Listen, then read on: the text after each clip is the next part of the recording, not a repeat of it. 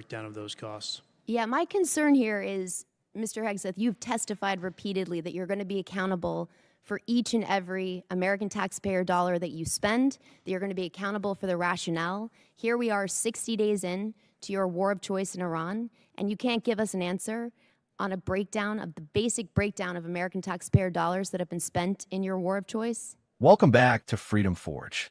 If you're new here, hit that like button and subscribe because we break down what's really happening in Washington without the spin, without the media filters, and without the political games. Today, we are reacting to a Senate hearing that focuses on government accountability, war spending, and whether officials entrusted with billions of taxpayer dollars can actually explain where that money is going. In this exchange, lawmakers question defense officials about a massive budget request, the cost of a military operation, and the basic responsibility of tracking and justifying taxpayer spending. And I'm going to be honest with you. What you're about to hear should concern every single American who believes in limited government and fiscal responsibility. Chair, and I recognize a gentlelady from New Hampshire, Ms. Goodlander. I want to thank our witnesses for being here today, and I want to begin by getting right to it, since my time is limited, on this $1.5 trillion budget request. Mr. Hegseth, you testified last year and you testified again today that you will be accountable for every American taxpayer dollar that comes to the department, where it goes and why. That's really important since, as it's been pointed out, the department has failed 8 audits. The department remains on GAO's high-risk list. The Inspector General just last year alone identified billions of dollars that could have been put to better use, and in questioned costs, that is spending that raised red flags. So this is a crisis right now in accountability of where the dollars of the American taxpayers who are in the middle of a cost crisis, where this money is going. I want to ask about your war in Iran. And Mr. Hurst, you testified earlier today that $25 billion has been spent to date. I just want to clarify that that is money, that taxpayer dollars that have been spent already in this war. $25 reflects the costs of the war, right? So we've already spent the dollars on munitions and things like that. So we're factoring in cost of munitions expended into that total. So how much of that has gone towards munitions? Does that include the munitions that have been spent to date? Yeah, that reflects the munitions that have been spent to date and other operational costs. Can you give us a breakdown of what those costs are? We'll work to get you guys a product that has a detailed breakdown of those costs. Yeah, my concern here is, Mr. Hegseth, you've testified repeatedly that you're going to be accountable for each and every American taxpayer dollar that you spend, that you're going to be accountable for the rationale. Here we are 60 days in to your war of choice in Iran, and you can't give us an answer on a breakdown of the basic breakdown of American taxpayer dollars that have been spent in your war of choice? That's a question for Mr. Hurst. Right now, as you sit here now, you cannot... We're happy to give you a breakdown. We'll provide you a product after this hearing. Well, I would love for you to give us this breakdown now and explain to us, was this unbudgeted costs, or was this something the department planned for in advance, since you were appropriated $1 trillion last year? The department deals with contingency operations all the time within its normal budget. So this was not budgeted for. My point here is, you know, and General Kane, you've testified to this. We all understand, for you to do your jobs, you need Congress to pass budgets. For us to do our jobs, we need you to give us the details and to be accountable to American taxpayers. And so I got to say, it's an extraordinary dereliction that as you sit here, you cannot account for billions of dollars that have already been spent. You're in this briefed war. on munitions every week. You and your entire staff have every, asking just so you- the American public know, it's not Mr. as if you Hegseth, don't have you- munitions levels. Mr. You do Hegseth, from us every single week, so Mr. you know Hegseth, exactly the numbers you're Mr. talking Hegseth, about. you have testified that American taxpayers need to know where their dollars are going. And as you sit here today, you can't provide us with a basic answer to the most simple question that you should be able to answer to each and every American You're taxpayer. asking a question to an answer with an answer you already have. No, I'm asking you for a breakdown where you said you will be accountable for every taxpayer dollar. You cannot tell us where any of the $25 billion in taxpayer funds that have gone to fund your war of choice in Iran. And I look forward to getting details from our witnesses after this hearing, because the American taxpayers need to know. Mr. Hegseth, can I ask you, do you know what the average cost of a gallon of gas was in this country on February 28th?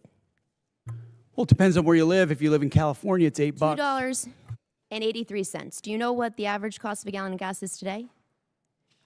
Much higher in California. $4.23. I gotta say, Mr. Hegseth, you said you've got a crack economic team that's looking at the impacts of this war on the American taxpayer, and you can't answer this basic question.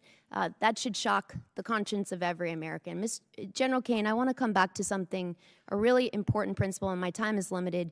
You testified to an important and bedrock principle of American law, that our service members follow lawful orders and lawful orders only. Is that right?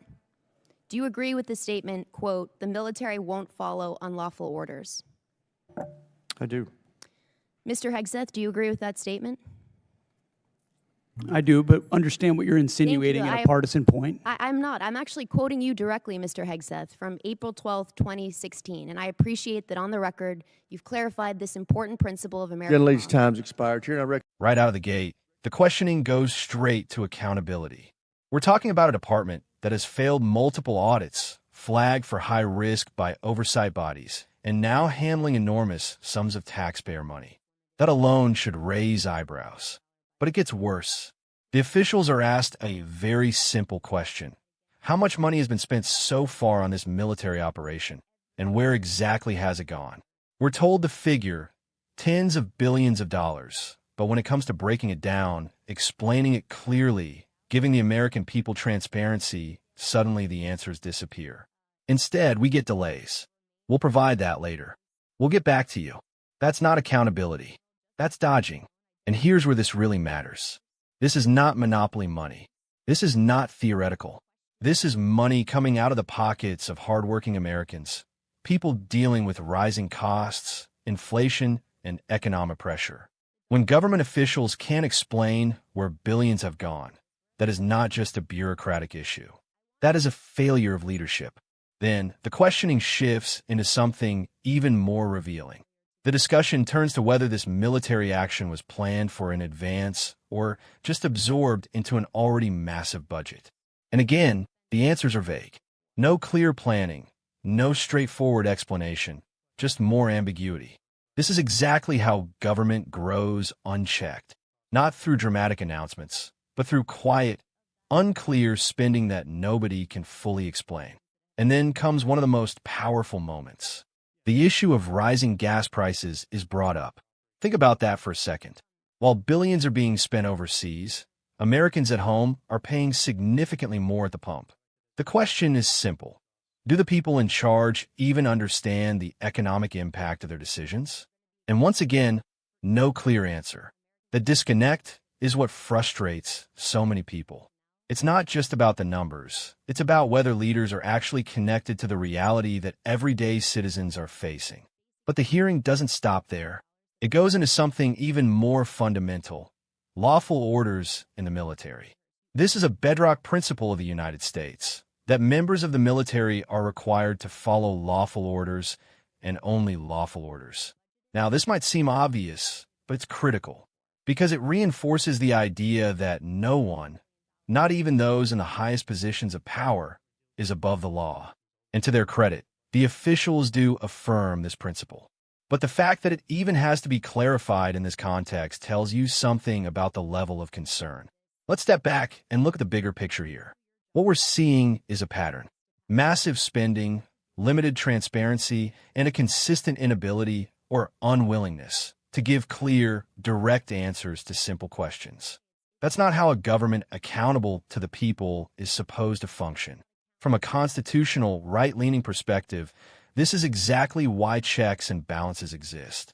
Congress controls the purse strings for a reason. Oversight exists for a reason. And when those mechanisms are ignored or weakened, the result is exactly what you're seeing here: billions spent with no clear explanation. And here's the bottom line. If you're going to ask the American people to fund military operations, if you're going to commit resources on this scale, then you owe them answers. Not later, not after the hearing, right now, because transparency delayed is accountability denied. This hearing should serve as a wake-up call, not just about one department or one operation, but about the broader issue of government responsibility. If leaders can't explain their actions clearly and confidently, then they shouldn't be surprised when the public starts asking tougher questions. And that's what we do here at Freedom Forge. We ask those questions, we break it down, and we give you the information you need to understand what's really going on. Let me know what you think in the comments. Do you believe this level of accountability is acceptable? Or is this exactly the kind of government behavior that needs to change? Don't forget to like and subscribe to Freedom Forge for more real, unfiltered breakdowns of the issues shaping our world.